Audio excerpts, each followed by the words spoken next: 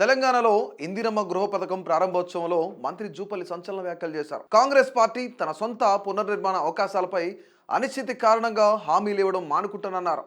Congress party మళ్లీ రాష్ట్రంలో అధికారంలోకి వస్తుందో రాదో తెలియదని మంత్రి సంచలన వ్యాఖ్యలు చేశారు.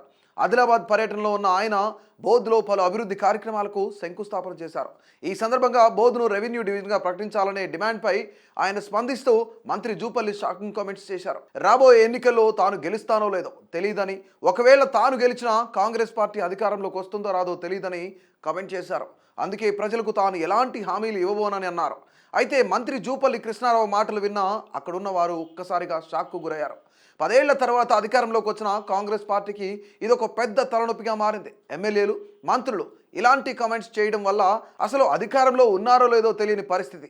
ఆఖరికి ఆ పార్టీ ఎమ్మెల్యేలు ముఖ్యమంత్రి పేరును కూడా మర్చిపోయిన సందర్భాలున్నాయి. జూపల్లి అధికార పార్టీలో ఉన్నారనే విషయాన్ని కూడా మర్చిపోయారని కాంగ్రెస్ పైన సెటైర్లు వేస్తున్నారు.